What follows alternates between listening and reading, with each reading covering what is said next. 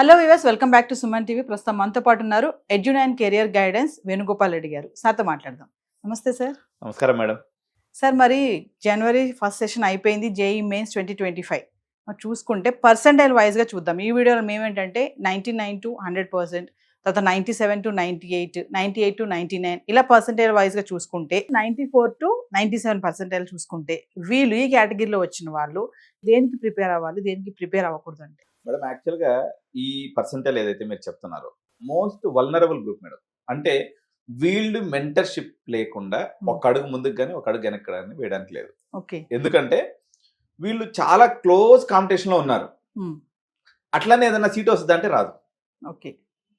వీళ్ళు ఎట్లా ఉంటుంది అంటే విషయం, వీళ్ళకంతా కూడా నార్త్ ఈస్ట్ లో ఉన్నటువంటి కాలేజెస్ లో సిఎస్సి వస్తుంది. సిఎస్సికి పోవాలా లేదా అదర్ బ్రాంచెస్ పోవాలా. ఇప్పుడు చాలా బ్రాంచెస్ ఏదైతే ఉన్నాయో, ఇప్పుడు కెమికల్ ఇంజనీరింగ్ అని, మెకానికల్ ఇంజనీరింగ్ అని, మెకట్రానిక్స్ ఇంజనీరింగ్ అని, సివిల్ ఇంజనీరింగ్ అని, లేకపోతే బయోమెడికల్ ఇంజనీరింగ్ అని, బయోటెక్నాలజీ అని, ఇట్లా వందలాది బ్రాంచెస్ మనకి ఎన్ఐటీస్ లో ఉన్నాయి. వాళ్ళ వరకు అయితే క్లారిటీ, పైన వచ్చిన వాళ్ళు సిఎస్సి తీసుకుందామని ఫిక్స్ అయిపోతారు, లేదా మహా అయితే ఈసీఈ తీసుకుంటారు. వాళ్ళు అక్కడికి ఆగిపోయినట్టు. వీళ్ళకి బ్రాంచెస్ దగ్గర కన్ఫ్యూజన్, కాలేజీల దగ్గర కన్ఫ్యూజన్. ఎట్లాంటి కన్ఫ్యూజన్ వస్తుందంటే, ఎన్ఐటి అరుణాచల్ ప్రదేశ్ వచ్చింది, జిఎఫ్టిఐ జైపూర్ వస్తుంది, లేకపోతే ట్రిపుల్ ఐటీ వచ్చేసి ఎక్కడో ఢిల్లీ వస్తుంది, తర్వాత సిబిఐలో సీట్ వస్తుంది. కామెడీకేలో టాప్ 5 లో నిట్టి మీనాక్షి వచ్చింది, తర్వాత ఎన్ఎఫ్ఎస్యులో వచ్చేసి మణిపూర్ వచ్చింది, లేకపోతే గోవా వచ్చింది. వీటి మధ్య డైలమాని క్లియర్ చేసుకోవడం వాళ్ళకి ఇంటర్నెట్ లో లేని వస్తుంది. చాలా కన్ఫ్యూజన్ ఉంది. ఎందుకంటే అన్ని గొప్పగానే కనిపిస్తున్నాయి. దేంట్లోకి వెళ్ళాలో తెలియదు. వీటన్నిటికి తోడు ఈ యొక్క పర్సెంటైల్ ఉన్నటువంటి పిల్లలు వల్నరబుల్ గ్రూప్ అని చెప్పినా నేను. వీడికి పూర్తి స్థాయి టాపరో కాదు, అట్లని చెప్పి డల్ స్టూడెంట్ కూడా కాదు, మోడరేట్ స్టూడెంట్ అనమాట. వీడికి ఫ్రెండ్స్ దగ్గర నుంచి విపరీతమైనటువంటి ప్రెషర్ ఉంటుంది. రే మావా, నేను విట్టి పెట్టేసుకున్నా, వెళ్ళిపోదాం, ఇంక ఇది వద్దు, నెక్స్ట్ నువ్వు డిమ్కి వేసేసాయి, మనం అందరం కూడా ఎల్పీకి వెళ్ళిపోదాం, లేకపోతే పారోల్కి వెళ్ళిపోదాం, లేకపోతే ఇంకేదో చిన్న చిన్న యూనివర్సిటీస్, ప్రైవేట్ యూనివర్సిటీస్ ఎక్కడైతే మార్కెటింగ్ వల్ల పాపులర్ గా అనిపిస్తాయో అటువంటి ఇక్కడికి వెళ్ళిపోదాము. ఈ 5 కాలేజీలు ఏదైతే ఉన్నాయో, ఇప్పుడు ఎస్ఆర్ఎం కానీ, అమృత కానీ, విట్ కానీ, పారోల్ కానీ, లేకపోతే ఎల్పియు కానీ, ఈ గ్రూప్ ఆఫ్ కాలేజెస్, లేకపోతే ఎక్కువ మనకి మార్కెట్ లో ఫ్లోట్ అయ్యేటువంటి కాలేజెస్కి వెళ్ళేటి దానికి వీళ్ళని గ్రూప్ అయితే కింద గ్రూప్ గుంజుకుంటూ ఉంటుంది. యాక్చువల్ గా వీళ్ళు కానీ మెంటర్షిప్ తీసుకొని ప్రాపర్ గా ఒక 10 ఎగ్జామ్స్ కానీ రాస్తే, ఈ 10 ఎగ్జామ్స్ నేను మళ్ళీ ఒకసారి రిపీట్ చేస్తున్నాను మేడం. ఐఐటి 2025, నైజర్స్, ఐజర్స్, తర్వాత సిఎంఐ, ఐఎస్ఐ, ఐఏసిఎస్, అదేవిధంగా వీళ్ళు మన ఏమంటారు, ఈ టాప్ 10 ఇన్స్టిట్యూషన్స్ ఉంటాయి మేడం. ఫర్ ఎగ్జాంపుల్ ప్రైవేట్ లో కూడా టాప్ 10 ఇన్స్టిట్యూషన్ తీసుకున్నప్పుడు మనకు మేజర్ గా టాప్ ఇన్స్టిట్యూషన్స్ మనకు సౌత్ ఇండియాలో తీసుకున్నప్పుడు, మనకు టాప్ 10 లో తీసుకున్నప్పుడు కామెడికల్లో చాలా కాలేజ్ ఉన్నాయి. ఇప్పుడు ఆర్వి కాలేజ్ ఆఫ్ ఇంజనీరింగ్ కానీ, కోయంబత్తూర్లో పిఎస్జి ఇంజనీరింగ్ కాలేజ్ కానీ, లేకపోతే పెస్ యూనివర్సిటీ బెంగళూరు కానీ. వీళ్ళు సిబిఐటి సీట్ వస్తుందా ఇప్పుడు తెలంగాణలో అన్నప్పుడు క్లోజ్ ఫైట్ అన్నట్టు. ఎట్లా అంటే పేరెంట్స్ అందరూ ఆప్షన్స్ అయిపోయిన తర్వాత వీళ్ళకి బి కేటగిరీలో నోటిఫికేషన్ వస్తాయి. 94 to 97 మధ్యలో వీళ్ళు అనుకున్న బ్రాంచ్ సిబిఐట్లో కూడా రాదు. ఇది కూడా 98 to 97.5 దాకా కట్ ఆఫ్ వెళ్ళిపోతుంది. వీళ్ళకి ఏమొస్తుంది, సిబిఐలోని కాలేజీలో ఈసీ సీట్ వస్తుంది అనమాట. వీళ్ళు మేజర్ గా డిస్ట్రాక్షన్ అయిపోయేసి ఈ పిల్లలు కూడా పర్టికులర్ గా విట్టి ఎస్ఆర్ఎం అమృత కూడా పోవద్దు మేడం. వీళ్ళకి ఏంటంటే కామెడికేలో కన్ఫర్మ్ గా సీట్ వస్తుంది. వీళ్ళు వెళ్ళకూడనటువంటి ఇప్పుడు ఇంకొన్ని ఇన్స్టిట్యూషన్స్ ఉంటాయి అనమాట. ఉదాహరణకి మనకి ఇక్కడ మహీంద్రా యూనివర్సిటీ అని ఒకటి వస్తుంది, మనకి తెలంగాణ రీజియన్ లో తీసుకున్నప్పుడు ఓక్సన్ యూనివర్సిటీ అని ఒకటి వస్తుంది. ఈ ఏదైతే ప్రైవేట్ ఇన్స్టిట్యూషన్స్ ఉన్నాయో అసలు ఇది ఎవరికి సూటబుల్ ఇన్స్టిట్యూషన్స్ అంటే ఇవి ఒక 70% వచ్చి ఉండొచ్చు కదా మేడం. 50 to 70 మధ్యలోనూ, లేకపోతే 20 to 50 మధ్యలోనూ ఉన్నటువంటి స్టూడెంట్స్ యొక్క జోనర్ ఇది. కానీ మనకు ఒక ప్రజెంటేషన్ ఎట్లా ఉంటుందంటే, మా దగ్గర ₹1,00,00,000 ప్యాకేజ్ వచ్చింది అనగానే, అరే ఎన్ఐటీలో చూస్తే 15 లక్షల ప్యాకేజ్ ఉంది, వీటిలో ఏమో ₹1,00,00,000 ప్యాకేజ్ ఉంది. ఇప్పుడు ఎన్ఐటీస్ కానీ, ఐఐటీస్ కానీ, ట్రిపుల్ ఐటీస్ కానీ government institutions, there are government employees. వాళ్ళు వచ్చినటువంటి నిజాన్ని వేస్తారనమాట. యాక్చువల్గా మార్కెటింగ్ లో ఏంటంటే జర బూస్ట్ కలిపి చెప్పడం అనేది న్యాచురల్ గా ఒక టెండెన్సీ అనేది ఉంటుంది. దానివల్ల వీడు ₹1,00,00,000 వచ్చిందని వేసేస్తాడు. దీని బ్యాక్గ్రౌండ్ వెరిఫికేషన్ ఉంటుందా?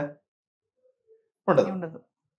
అందువల్ల వీళ్ళు అట్రాక్షన్. వాళ్ళ నాన్నకి ఏం చెప్తాడంటే, పోయేసి మీ పిల్లవాడు వచ్చి ఏం చెప్తాడంటే, నాన్న నువ్వు చెప్పేది చాలా పెద్ద తప్పు, నేను ఎన్ఐటి మణిపూర్కి పోను, అక్కడ గొడవలు అవుతున్నాయంట, వాళ్ళందరూ ఇదవుతున్నారు, అక్కడ చాలా మంది చనిపోయారంట, ఎల్పియూలో ₹1,00,00,000 ప్యాకేజ్ ఉంది, నేను ఎడికే పోయి చదువుకుంటా అంటే వీళ్ళు దోస్తానికి ఇచ్చేటువంటి వాల్యూ ఎట్లుంటదంటే, నా దోస్తుగాడు పోయిండు, నా నేను చెడ్డీ పోవాలి. దోస్తుగాడు ఆడితోటి నేను పోవాలి. ఇది ఫిక్స్ అయిపోతారు అనమాట. ఎస్. సో ఇక్కడ పేరెంట్స్ స్మార్ట్ గేమ్ ఆడాలి. ఈ జడ్జిమెంట్ చేసుకోవాలనుకున్నట్లయితే మీరు ఎడ్యుకేటెడ్ పేరెంట్స్ అయినా, చాలా మంది ఇంజనీరింగ్ కాలేజీలో లెక్చరర్స్ ఉంటారు మేడం, ఎస్. లేకపోతే ఈ నారాయణ శ్రీ చైతన్యలో కూడా లెక్చరర్స్ ఉంటారు. ఇది ఎవరి జోనర్లో వాళ్ళ స్పెషలిస్ట్. ఈ కన్ఫ్యూజన్ ఏదైతే ఉందో, ఈ పర్టికులర్ గ్రూప్ ఆఫ్ 94 to 97 మధ్య ఉన్నటువంటి కన్ఫ్యూజన్ చాలా పెద్ద కన్ఫ్యూజన్. ఇప్పుడు కెమికల్ ఇంజనీరింగ్ వీడికి ఎన్ఐటి వరంగల్ వచ్చేస్తుంది మేడం ఎస్. టెక్నికల్ గా. వీడు ఎన్ఐటి అరుణాచల్ ప్రదేశ్ పోయి సిఎస్సి చదవాలా, ఎన్ఐటి వరంగల్లో కెమికల్ ఇంజనీరింగ్ చదవాలా? ఇది తెలుసుకోవాలంటే వీనికి ఆన్లైన్లో రిసోర్స్ అనేది ఎక్కడా మనకి ఇన్ఫర్మేషన్ లేదు. అవైలబుల్ లేదు.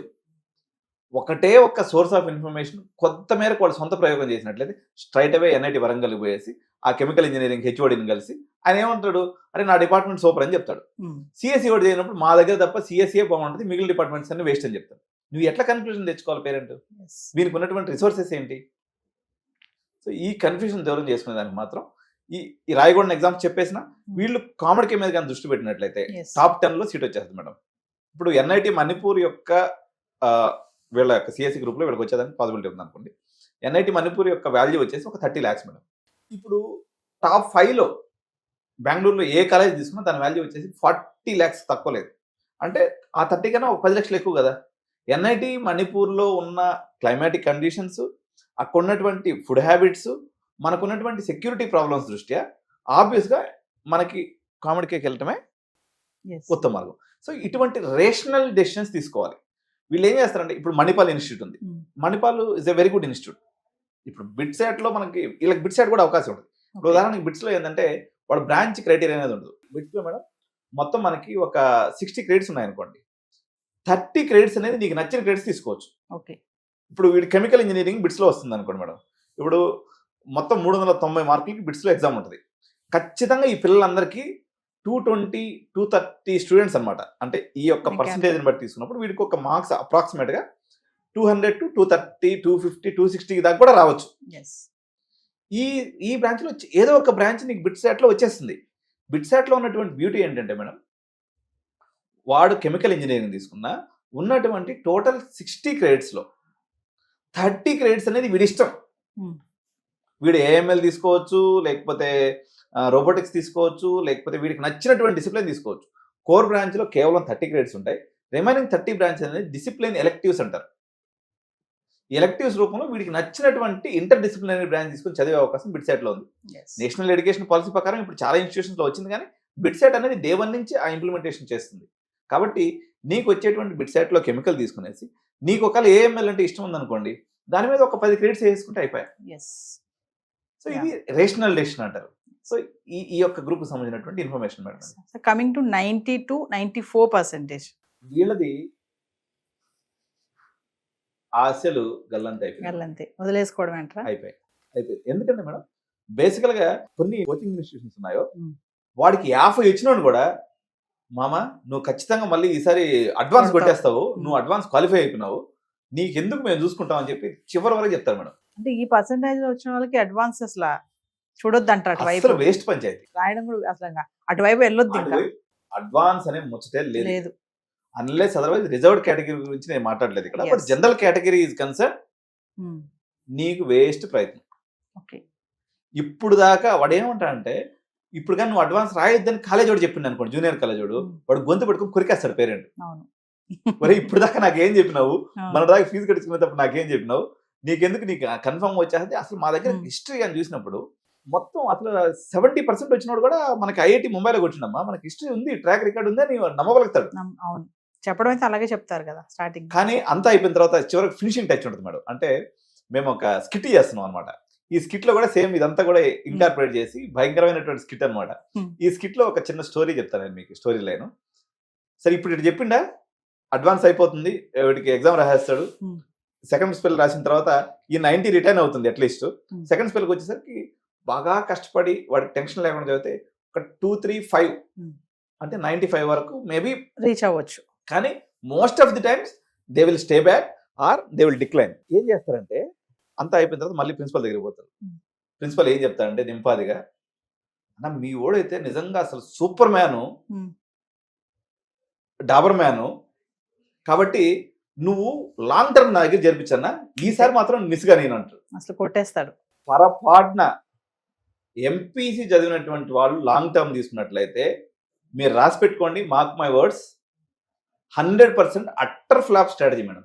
సో లాంగ్ టర్మ్ కి వెళ్ళొద్దు అంటారు అసలు. Utter flop. ఒక్క కేసు కూడా లేదు. ఓకే, 100 కేసులు వస్తాయి అనుకోండి మేడం. అసలు ఎంత నీచుడైనటువంటి డాక్టర్ ఆపరేషన్ చేసినా 10% అయినా సక్సెస్ రేట్ ఉంటుంది. దీంట్లో మాత్రం 0.1% కూడా లేదు. ఓకే, కానీ ఇది అందరికీ తెలిసిన సత్యమైనప్పటికీ ప్రతి సంవత్సరం ఒక 10,000 మంది ఈ గోతులో పడిపోతారు మేడం. లాంగ్ టర్మ్ కి వెళ్తారు ఖచ్చితంగా. కొట్టాలి ఈసారి. 2 రకాలు ఉంటారు మేడం ఇందులో. ఒకటి ప్రిన్సిపల్ చేతిలో మోసపోయినటువంటి వాళ్ళు, రెండోది పిల్లవాళ్ళు ఏమైపోతారంటే పాపం really they work so hard, work చేసిన తర్వాత వాళ్ళ రిజల్ట్ అందలేదు, లోపం ఎక్కడో తెలియదు. It's a tender age, 17 years age కదా. వాళ్ళు పేరెంట్స్ దగ్గర తలెత్తుకోవటం అనే దాన్ని ఎట్ట చేయాలో అర్థం కాక they will promise on their parents that I will prove my self in the next time. దీనికి ప్రిన్సిపాల్ని ఆసరాగా పెట్టుకుంటారు వాళ్ళు. సో ఈ సైకలాజికల్ అర్థం చేసుకున్నటువంటి ప్రిన్సిపల్ పిల్లోడి వైపుకి టిల్ట్ అయ్యి ఇద్దరు కలిసి సేమ్ పాట పాడతారు. సేమ్ పాట, ఒకటైపోతారు ఇద్దరు, ఒకటైపోతారు అనమాట. ఇది ఒక సినారియో.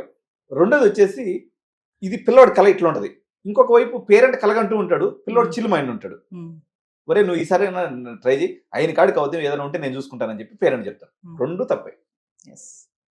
ఏమవుతుందంటే మేడం, అసలు వేణు 99% వచ్చినాడు, 90% వచ్చినాడు ఎందుకు ఫెయిల్ అయిపోతాడు సంవత్సరం రోజులు జరిగితే అంటే, ఇది నేను సైకలాజికల్గా మేము ఒక టీమ్ ఆఫ్ 3 members ఉన్నాం మేడం.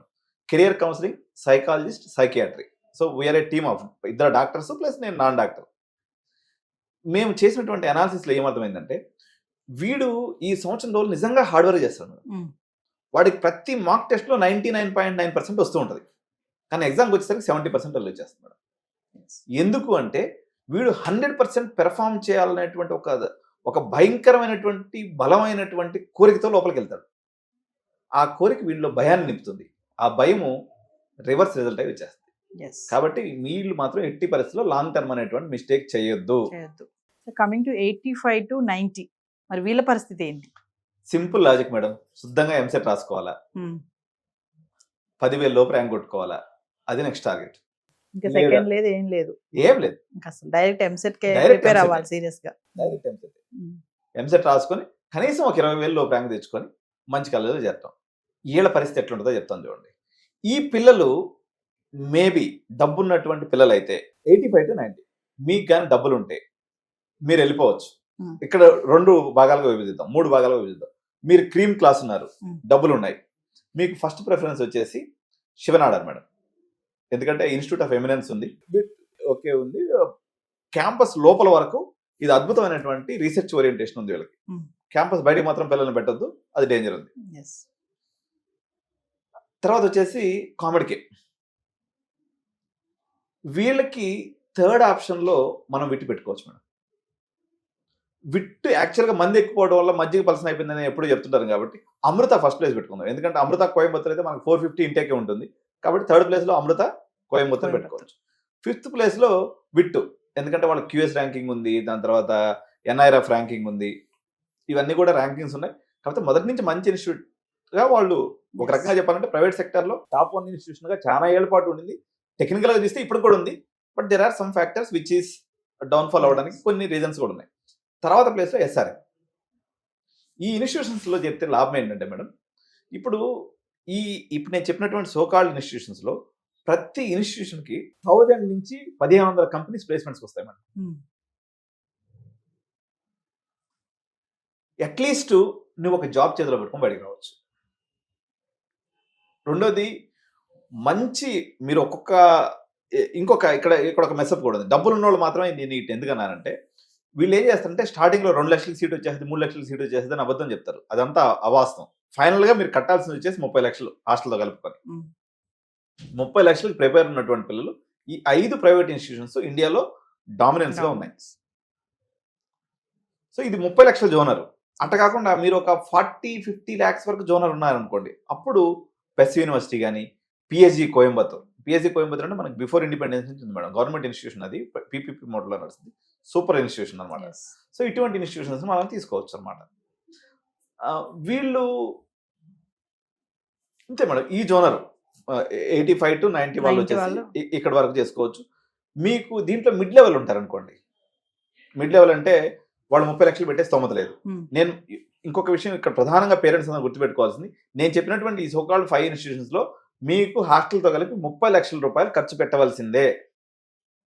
దీంట్లో ఎటువంటి అవసరం లేదు. చాలా మంది అనుకుంటారు, వీటిలో నాకు ఫస్ట్ కేటగిరీలో సీట్ వచ్చేసింది సార్, నాకు 2 లక్షలు ఇంటూ 4 సంవత్సరాలు 8, హాస్టల్లో నేను బయట నుంచి చదువుకుంటాను 1 లక్ష, అంటే 12 లక్షలు అయిపోతుంది కదా, మీరు డబల్ అమౌంట్ చెప్తున్నాను. అక్కడ పోయిన తర్వాత ఏమవుతుందంటే మేడం, ఆబ్వియస్గా అది టెండర్ ఏజ్, అడ్రినలిన్ రిలీజ్ అయ్యేటువంటి ఏజ్ కాబట్టి న్యాచురల్గానే వీళ్ళకి కొంత డిస్ట్రాక్షన్ అనేది ఉంటుంది. ఇక్కడ ప్రైవేట్ కుక్కర్లోంచి బయటకు వస్తారు కాబట్టి ఇక్కడ మీకు పర్సంటేజ్ని బట్టి వీళ్ళు మారిపోతుంటుంది మేడం. Yes. ఇప్పుడు 9 CGPA తెచ్చుకున్నారనుకోండి ఫస్ట్ సెమిస్టర్లో, మీకు సెకండ్ సెమిస్టర్లో మీకు ఆ యొక్క స్కాలర్షిప్ అనేది వచ్చేస్తుంది. అట్లా తీసుకెళ్లేసి సెకండ్ ఇయర్ ఎండింగ్ అయ్యే లోపల అందరం తీసుకొచ్చి 6 లక్షలు వేసేస్తారు. Yes.